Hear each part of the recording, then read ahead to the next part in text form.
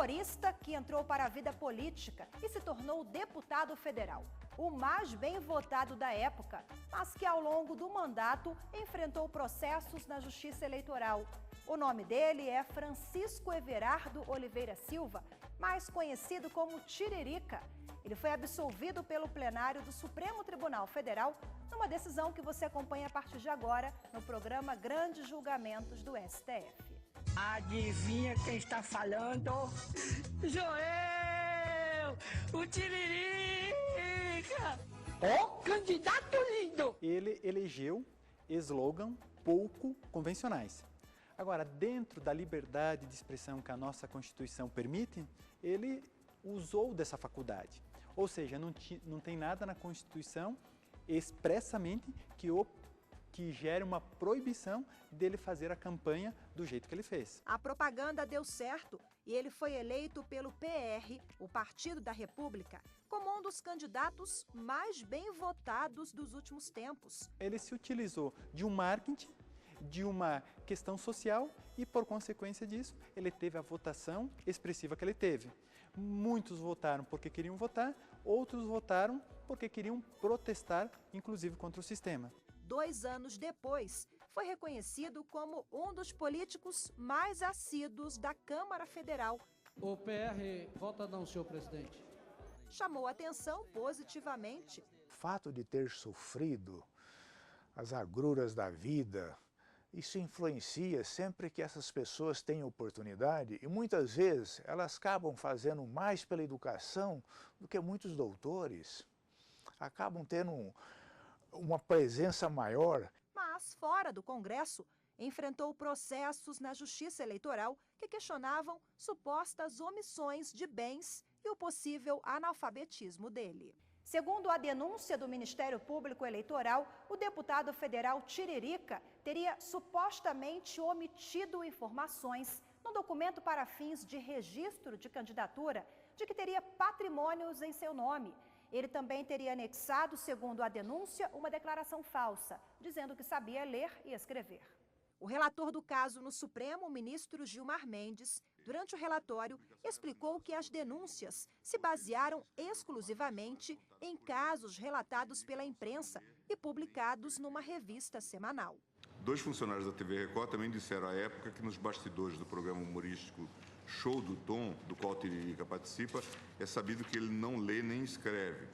De acordo com Ciro Botelho, o palhaço conta com a ajuda da mulher para decorar suas falas. A mulher fica no camarim com ele e vai falando o texto. Ele vai decorando e conta do jeito dele. A reportagem da época acompanhou o Tiririca por 2 dias na semana passada, viu o candidato dar autógrafos com uma grafia bem diferente da que aparece na declaração apresentada no TRE com letras redondas. Aos fãs, ele assina um rabisco circular ininteligível e desenha o que seriam as letras do nome de seu personagem.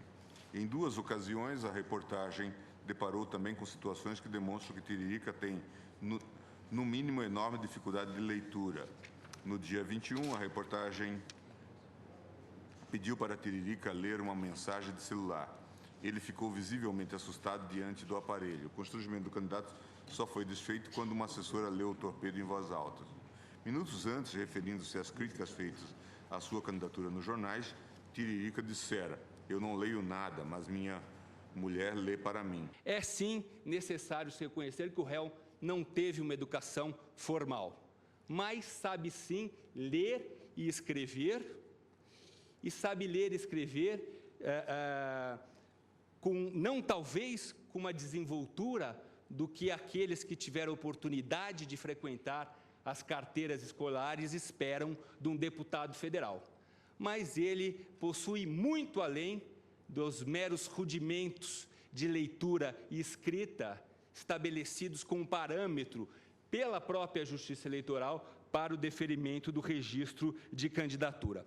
E justamente por não ter tido essa educação formal, ele foi educado por uma professora que, vez ou outra, aparecia no circo onde ele, desde criança, já trabalhava. Ele, por ocasião do registro, não tinha nenhum comprovante de escolaridade a apresentar. E talvez ao saber que deveria declarar esta condição de próprio punho, talvez até mesmo mal orientado, entendeu que deveria declarar isso com a letra cursiva. E, de fato, ele apenas escreve com a letra de forma. O parlamentar teve decisão favorável na primeira zona eleitoral de São Paulo, que o absolveu sumariamente da imputação do delito previsto no artigo 350 do Código Eleitoral. O Ministério Público Eleitoral, então, recorreu ao Supremo. O MP sustentava a nulidade da sentença por insuficiência de fundamentação e também por cerceamento da acusação pelo indeferimento da produção de provas requeridas. Outro questionamento foi que a alfabetização fosse aferida e comprovada por outros meios. A polêmica em torno da alfabetização do deputado federal Tiririca trouxe à tona debates sobre os critérios utilizados pela Justiça Eleitoral para a elegibilidade de uma pessoa. O futuro candidato deve ter, por exemplo, noções mínimas da escrita e da leitura e deve ser brasileiro nato. A Constituição diz, ele não pode ser analfabeto. Esse é o ponto principal. Agora, alguns TREs, ou a Justiça Eleitoral, por vezes faz a avaliação do que é e o que não é um analfabeto. E ela, avaliando isso, por vezes, ela extrapola alguns aspectos. E aí, muitas decisões vêm para Brasília, vêm para o TSE, e o TSE reforma essas decisões porque entende que houve uma exigência além do que a Constituição exige. Na decisão em primeira instância, Tiririca foi absolvido pela Justiça Eleitoral de São Paulo. O juiz que analisou o caso entendeu que basta um pequeno conhecimento da leitura e da escrita para se afastar a condição de analfabeto. Ele não precisa dominar o vernáculo nosso. Ele não precisa dominar toda a compreensão, mas ele precisa compreender o mínimo para se expressar de forma falada e escrita. Você vê que a média no Brasil é 8,6%, que corresponde aproximadamente a 13 milhões de analfabetos absolutos, mas esse analfabetismo ele está caindo. Agora nós temos outro desafio, que é o analfabetismo funcional, que esse é um número maior, ele passa de 20 milhões de analfabetos funcionais. São aqueles brasileiros que têm uma escolarização abaixo de 4 anos. Constitui um problema. A legislação eleitoral, desde a Constituição Federal até os atos infralegais, não exige do juiz que os candidatos possuam mediano ou elevado grau de instrução, mas apenas que tenham noções rudimentares da linguagem pátria, tanto que é preceito do próprio Estado Democrático de Direito a pluralidade, diversidade, buscando se evitar, inclusive, a formação de um elitismo no corpo dos membros dos poderes legislativo e executivo. Dessa forma, restando ausente materialidade do crime imputado, quando se vislumbra o denunciado como juridicamente e funcionalmente alfabetizado, eventual persecução penal se mostra temerária. Vamos agora para um rápido intervalo. Daqui a pouco, no próximo bloco, tem os votos dos ministros no plenário do Supremo.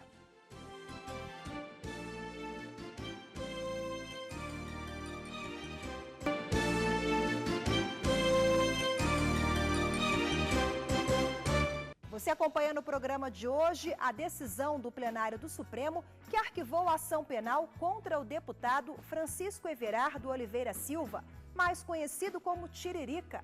Ele teria omitido bens na declaração entregue à Justiça Eleitoral em 2010. Segundo a denúncia que foi arquivada, Tiririca também emitiu documento falso dizendo que sabia ler e escrever. A decisão de arquivar a denúncia foi durante a análise de uma apelação do Ministério Público Eleitoral de São Paulo contra a absolvição de Tiririca. Em 2010, o juiz da primeira zona eleitoral da capital paulista absolveu o deputado das acusações por entender que bastava o conhecimento rudimentar da leitura e da escrita para que ele não fosse considerado analfabeto. Durante o julgamento da apelação do MP no Supremo, o advogado do parlamentar defendeu a manutenção da absolvição dele em primeira instância. O que veio instruída essa denúncia? Apenas 2 documentos. Uma cópia da revista Veja, com uma notinha, dizendo que o réu teria posto o seu patrimônio em nome de outras pessoas depois de responder a processos trabalhistas e de sua ex-mulher. A defesa evidentemente, refutou esses fatos e colacionou a jurisprudência do próprio Tribunal Superior Eleitoral, no sentido de que notícias extraídas de jornais e opiniões emitidas por profissionais da imprensa não comprovam que autoridades governamentais estejam praticando atos de ofício com desvio ou abuso de autoridade em benefício de candidato, sendo insuficiente para a abertura da investigação judicial eleitoral. A defesa argumentou ainda que o deputado, depois de uma separação consensual, ciente das obrigações dele como pai responsável, resolveu abrir mão de todo o patrimônio em benefício da ex-mulher e dos filhos. O que alega esse promotor em primeira instância? Que a falsidade ideológica na omissão de bens estaria comprovada pelo fato de que teria nesse acordo judicial sido fixado uma pensão alimentícia em benefício dos filhos no valor de R$5.000. O que se não atentou o Ministério Público é que, imediatamente após esse acordo, está juntado nos autos uma alteração desse valor de pensão alimentícia, reduzindo-a drasticamente a apenas 3 salários mínimos. E essa pensão alimentícia sequer existia por ocasião do pedido de registro de candidatura, porque houve alteração da guarda, ou seja, parte de um pressuposto, de uma suposição de que quem paga a pensão alimentícia tem que ter patrimônio para se deflagrar uma ação tão séria de natureza criminal.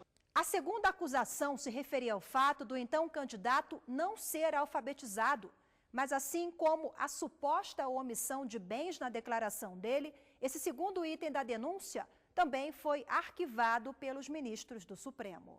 Cumpria ao Ministério Público demonstrar, no mínimo, um conjunto de circunstâncias hábeis a evidenciar a vontade deliberada e dirigida do réu de praticar o suposto delito para fins eleitorais. E, claro, desse ônus ele não se desincumbiu. Com relação à falsidade ideológica consubstanciada na declaração de que sabe ler e escrever, igualmente não procede a insurreição. A Justiça Eleitoral tem adotado interpretação no sentido de considerar que os conhecimentos da leitura e da escrita, ainda que rudimentares, afastam a hipótese de analfabetismo para fins de registro de candidatura. Essa compreensão harmoniza-se com a realidade sociocultural brasileira e assegura a participação plural no sistema político. Corremos o risco de, se sofisticarmos as exigências em relação ao grau de alfabetização, de criarmos um modelo eleitoral aristocrático ou até mesmo discriminatório. Eu, na universidade, assim, com muita frequência, no tempo que eu lecionava assim, avaliação, eu sempre dizia o seguinte: olha, é muito preferível hoje formar um cidadão do que um gêniozinho, mau caráter e insensível, né? Então é fundamental hoje você ter pessoas sensíveis a esse sofrimento alheio. E muitas vezes você vai encontrar em líderes que mal sabem assinar o nome, assim, pessoas de visão, pessoas de cidadania, pessoas de sentimento. Esse é um caso, a meu ver, absolutamente deplorável, tendo em conta, no meu entender, a inépcia da denúncia, que é flagrante. Quando Francisco Everardo Oliveira Silva se candidatou, vulgo Tiririca, e eu era, à época, presidente do TSE, levantaram-se contra ele uma série de objeções, uma série de obstáculos à candidatura deste que é um humorista conhecido na televisão. Aliás, conhecido inclusive por um mote que utilizava em sua campanha eleitoral: vote no Tiririca, pior que tá, não fica. Eu sou o Tiririca da televisão. O que é que faz um deputado federal? Na realidade, eu não sei. Pior do que tá, não fica. Apesar de ter citado o slogan da campanha do deputado federal Tiririca, o ministro revisor do processo chamou a atenção do plenário sobre a falta de fundamentação do Ministério Público Eleitoral no caso. Não foi feita nenhuma indagação prévia, nenhuma diligência. E no final de um documento de 2,5 páginas, em tipo 14 ou 16, vem o seguinte: requeiro que, recebida esta, seja o denunciado devidamente citado para responder a todos os termos do processo, julgado e, afinal, condenado. Ponto. não se protesta pela juntada de provas, não se faz um rol de testemunhas, nada. A simples notinha de uma determinada revista serve para embasar uma acusação. E aí começa a via crucis desse candidato, que tem que provar a sua inocência a partir de uma notícia publicada num periódico. E o processo segue. E essa via crucis do candidato continua, porque ele é submetido, e eu acompanhei isto, a situações vexaminosas, humilhantes e degradantes proibidas pela Justiça Eleitoral. Entre o que a lei exige, que é uma melhoria de condições e de garantia de que a pessoa pode honrar suas funções, até tornar determinadas figuras que se candidatam em motivo de brincadeiras, para não dizer de escárnios, uma vez que já foi comprovada na dúvida pela Justiça Eleitoral, ou perante a Justiça Eleitoral, neste caso, a sua capacidade, é algo que precisa de ser pensado, porque o Ministério Público é o advogado da sociedade, em benefício da sociedade, para cumprir as finalidades legais. Então, qualquer tipo de atuação, incluída aí como essa, que é um processo penal, que não tenha realmente sustentação suficiente para se garantir, pode constituir uma forma de discriminação, num país que, infelizmente, ainda não é um exemplo da melhor educação oferecida a todos e em todas as condições e em todas as fases da vida. Se o Brasil, historicamente, deixou crescer o analfabetismo e deixou expandir uma educação de qualidade discutível, então, isso se deve também, também ao legislativo, aos governantes do passado. É bom que o Tiririca esteja no Congresso Nacional, porque eu acredito que isso aí contribui para que o próprio Congresso Nacional, para ele ver assim o que historicamente o Brasil fez, para o Brasil ver a sua dívida histórica. Se nós, 11 que nos sentamos aqui, somos privilegiados, e somos, porque num país que tem uma educação ainda questionável, a despeito de sua grande melhoria, somos privilegiados no sentido de sermos capazes de chegar ao final das faculdades e até com pós-graduação. É preciso não se descuidar que aquele que não chega nem sempre chega por ausência de vontade ou de aptidão, mas às vezes por falta de oferecimento das condições. Todos os outros integrantes da Suprema Corte, com exceção do ministro Marco Aurélio, acompanharam o voto condutor do ministro Gilmar Mendes, relator do caso, e arquivaram a denúncia contra o deputado federal Tiririca. Único contrário, o ministro Marco Aurélio votou pelo provimento da apelação para anular o processo a partir do indeferimento de diligências requeridas pelo Ministério Público, por entender que ficou configurado o cerceamento de acusação. Este caso comprova a boa procedência da máxima, segundo a qual os homens aceitam muito mais gestos do que palavras. Refiro-me à campanha, até mesmo do hoje deputado federal. Esse descambou para a galhofa, descambou ante a própria autoria do candidato. Você está cansado de quem trambica? Vote no Tiririca. Sou eu, abestado! Se buscou realmente elucidar a boa procedência ou não de declaração fornecida à Justiça Eleitoral. E chegou o acusado a dizer que no preenchimento da declaração teria sido auxiliado pela própria mulher. E, mais uma vez, veio a sinalizar que a declaração não seria, como requer a ordem jurídica, uma declaração de próprio punho.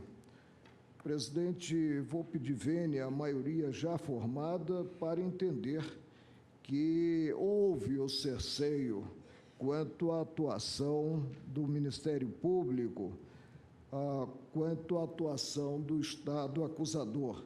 e, por isso, provejo a apelação. A mim me parece, de maneira muito satisfatória, a absoluta inviabilidade dessa acusação penal, valendo notar, tal como posto pelo eminente ministro relator no início do seu douto voto, e também pelo próprio juiz eleitoral, que simplesmente observou, não é, aquilo que tem sido placitado pela jurisprudência, não só dos tribunais regionais eleitorais, mas notadamente pelo Tribunal Superior Eleitoral. Também eu acompanho o relator, entendo como correta e absolutamente fundamentada a decisão do juiz de primeiro grau, que sumariamente absolveu o recorrido. 9 ministros do Supremo adotaram o mesmo entendimento do juiz de primeira instância e decidiram absolver o deputado federal Tiririca. A denúncia oferecida pelo Ministério Público Eleitoral foi arquivada. A maioria no plenário entendeu que não houve ocultação de bens e que o parlamentar comprovou que é alfabetizado. Quanto dinheiro público não foi gasto? Quanta energia não foi gasta para se chegar a este momento em que a Suprema Corte tem que se debruçar sobre um documento dessa natureza?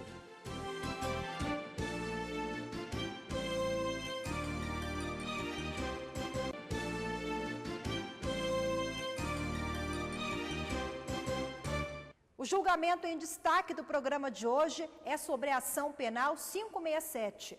Esse processo questionava a absolvição do deputado federal Francisco Everardo Oliveira Silva, o Tiririca. Por maioria, o plenário do Supremo resolveu arquivar a denúncia contra o parlamentar. Se pretendeu impedir a candidatura de um cidadão brasileiro com as deficiências típicas de, quiçá, 90% da população desse país. Provadas as condições que a lei exige, a elegibilidade é que é a regra e a cidadania se exerce até mesmo por estes que podem denunciar com muito mais tranquilidade e clareza e trabalhar em benefício do aprimoramento deste processo, que também estava no Tribunal Superior Eleitoral no período e pude ser uma das juízas que julgamos várias vezes esse tipo de questionamento feito em relação a este réu. O caso, com certeza, ele chama muito atenção. Por quê? Porque foi o candidato com uma votação muito expressiva, então, obviamente, que ele chama atenção, ele acontece, ele é expressivo por sua natureza. Agora, com relação ao Ministério Público, poderia ser o Tiririca, poderia ser outro candidato, ou outro que nem veio a ser eleito, um desconhecido, o Ministério Público, acredito eu, que tomaria as mesmas providências, porque ele, Ministério Público, convenceu-se que tinha elementos suficientes para apresentar a denúncia, ora posta nos autos. De acordo com especialistas, o caso do deputado federal Tiririca é um convite à reflexão sobre como anda a educação no Brasil. O Brasil vive hoje,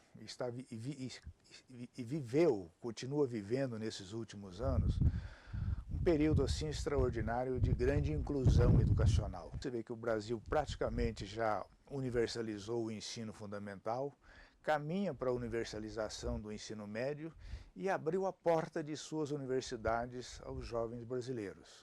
Ao mesmo tempo que nós não podemos ignorar, quer dizer, o atraso educacional brasileiro, os déficits que se acumularam historicamente e que hoje estão aí, estão na imprensa. Acho que a população brasileira hoje tem conhecimento da sua situação, está cobrando qualidade. A Justiça Eleitoral, ela tem uma preocupação de aferir a questão do analfabetismo.